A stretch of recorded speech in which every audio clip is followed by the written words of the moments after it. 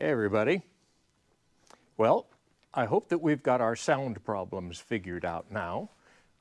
Thanks to my little furry friend here. Had to invest in getting an external mic. What the problem was is the GoPros have a microphone built into the front of it. And that was great as long as it was faced toward me. But as soon as I turned the camera around, now the microphone's on the opposite side from me. And if I extended my arm way out to show you a close-up of something, the microphone didn't pick anything up at all. So hopefully now the sound should be, well, maybe we've improved that part a little bit anyway. So what I've got done today is I got started on the new arm. This is for the elevator servo.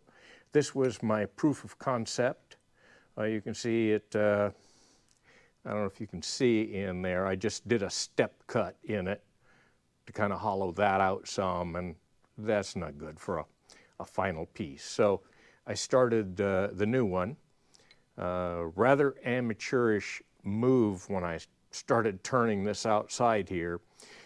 I should have put the live center into the end of it to begin with and turned this outside edge down.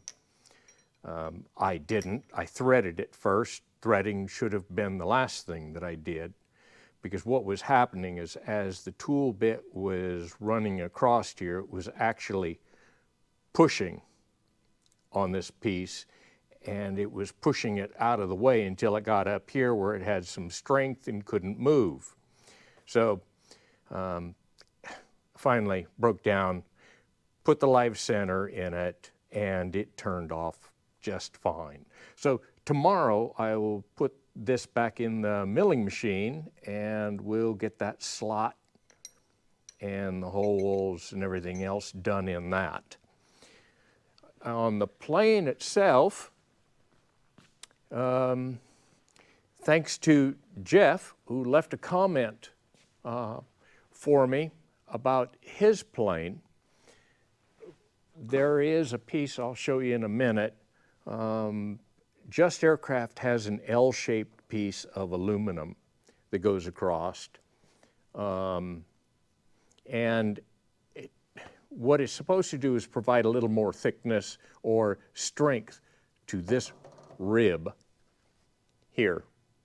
What happens when the fabric goes on the bottom of the plane here and you tighten it, it has a tendency to take this whole rib and pull it that way. What Jeff found out with his is he had mounted his tank in and got it bolted down, but after fabric work, he put his tank back down in here, and this rib had bowed outward, especially in the center, and he couldn't get his tank back in to line up with the holes that he had mounted it with up in there. So I changed it a little bit based on his comment, and I'm hoping that maybe what I did works, maybe a little better. It is glued and epoxied in there right now. I shouldn't say glued, it is an epoxy, and it is tough stuff. So that's all clamped up. That'll be ready to come off tomorrow. I also, once I got it in place, put this board in, and I pushed the board that way. I've probably got 1/8 of an inch on it, maybe to help. So right now it is bowed outward this way. So I'm hoping maybe some of that stays in it until I put the fabric on the bottom and it pulls it in, or it doesn't pull it in far enough that it upsets having the tank in. Let's see, with what I did differently, just provides just an L piece to go on the bottom. It gets epoxied and then probably riveted also. I made up a channel.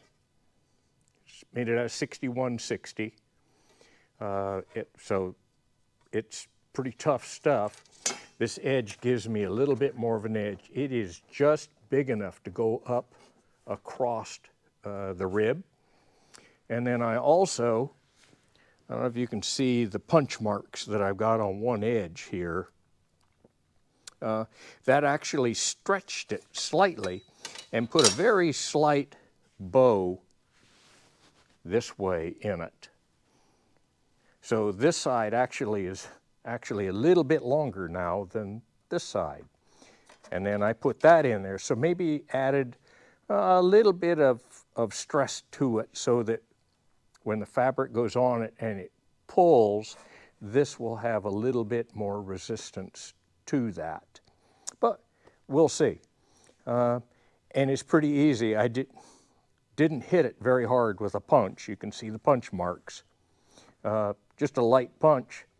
And I've got about, and if I put it on the table like that, I've got about almost 1/16 of an inch of bow in it from one end to the other when you measure it in the center. So I'm hoping that's enough. I won't know until it comes time to do fabric. So that piece will go on this side tomorrow. And it's all ready to go, so it's pretty simple. I just don't have enough clamps to do both sides at the same time. So while that is the other side, once I get it epoxied and clamped in place, then I'll go back to working on the elevator servo arm. And that's just, the servo is just temporarily in there right now, just so I can measure it out again, make sure that I got it the right length, the right dimensions. So, because my proof of concept was rather crude, but at least I know that it works. So that was rather important to me. A little cold down here today. Weather hopefully tomorrow is going to be a little bit warmer. I'm looking forward to that. I can deal with hot weather more so than cold weather. I don't like the cold. Of course, our 110-degree days in the summer months aren't so great either, but I seem to be able to deal with that a little bit better. That's pretty much, I think all that I have today. But that guy back there would really appreciate it if you like and subscribe. Just kidding, I would too. If you got any questions, comments, leave them in the posts there. I try to look at them every day. I do appreciate the comments, I really do. Jeff's comment concerning his tank and the problem that he had with his, got me to thinking, and we'll see if my idea works. But it's a couple months out.